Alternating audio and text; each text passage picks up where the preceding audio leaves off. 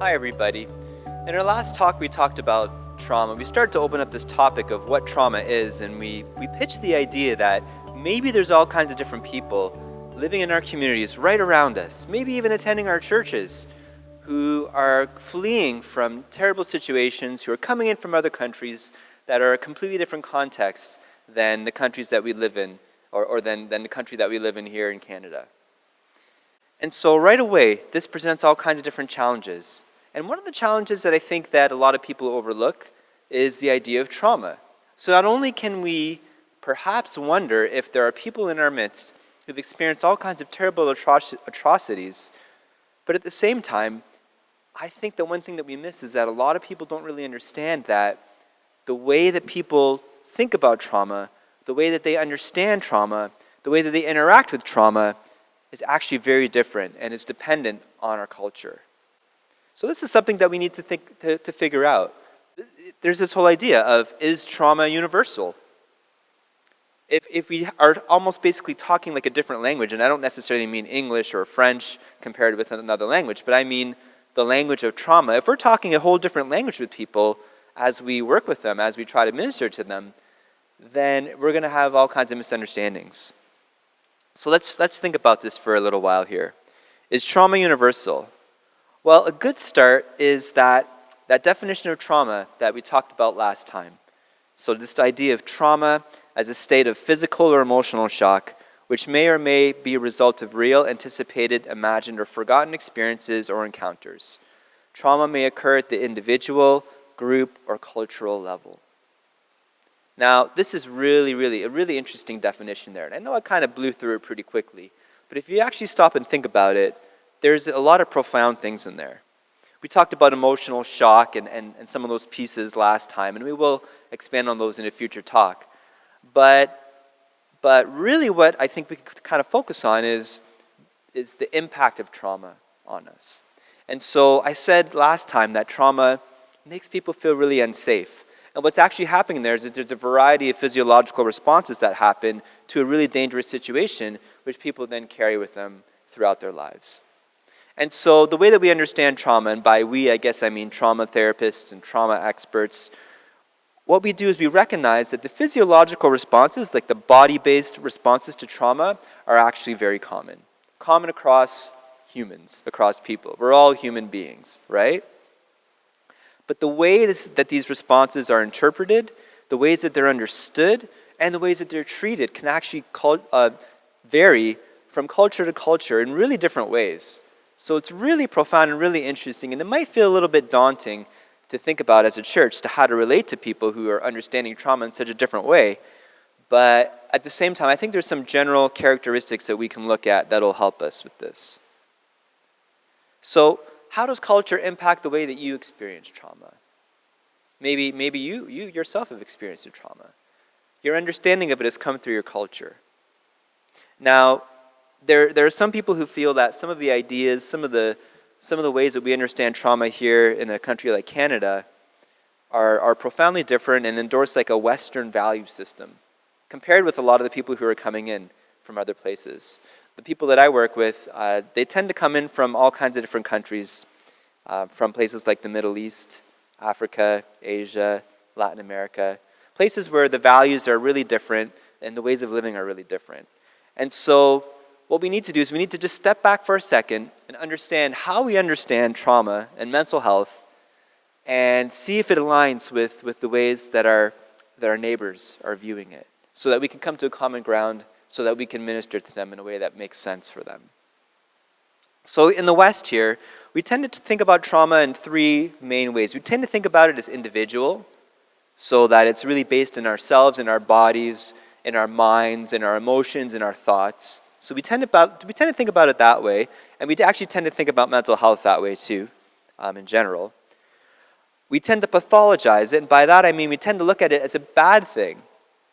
And it is a bad thing, obviously, to go through a horrifying experience like a genocide, and then to be impacted by that with nightmares, flashbacks, and all kinds of horrible things. That is obviously a bad thing. But by pathologizing it, what I mean is we tend to then label people and say, you have a problem that is a definable thing called PTSD, and there's something wrong with you. that we have to heal and that we have to fix, right? So we tend to look at trauma that way. Fair enough. We also tend to think that trauma requires expert intervention. So we need to consult a trauma therapist like me, go to see that guy and sit down with him, and in so many months or so many years or however long it takes, he will help you to feel better. He will fix you, right? Or maybe we'll send someone to a psychiatrist or a medical doctor maybe, right? We have this idea that it requires an expert to intervene. Now, there are strengths to all of these different ideas that I've already shared, and there's some truth to a lot of these ideas that I've shared already too. But there are also possible differences to consider in terms of our understanding of trauma and the ways that other cultures experience them. So for instance, if you go back to that definition that I shared earlier, right at the end of it, it said that trauma may occur at an individual level. That's really consistent with our Western basis, but also a group level and a cultural level. And this is something that maybe a lot of folks here in the West don't really quite understand or emphasize. But our neighbors and our friends who are coming over from other countries to Canada, they carry with them a much more communal-based culture. So that for them, the major issue with trauma, or the way that they feel the symptoms, or the way that they interpret the impact of the symptoms, is more communally. For instance, I have a client right now that I'm working with. Her and her son, without getting into too much details, they were part of, frankly, an attack from the Taliban in their home country. And for this mother, her profound heart's cry is to see her son function well. For her, her major issue is her son. There's a communal experience about it. And this is just two people, but there's a communal experience about it. She's not really focusing on herself. She feels better when he's feeling better, right? And so the way that she relates to trauma is to support the well-being of her son, as opposed to her getting really, like she does go to therapy for me in counseling, but we're talking about her son oftentimes. We're talking about strategies to help her to be a mother and to affirm her in that role. For her, it's a community-based thing. There's a familial piece there that she's really focusing on. And many of the other cultures that we work with, that I work with, tend to be cultures where people are more community-based, right? If the culture is experienced on that community level, then as a community they want to come together and heal. They want to work together to bring that healing for each other. They want to strengthen those community bonds, and they want to participate in their community.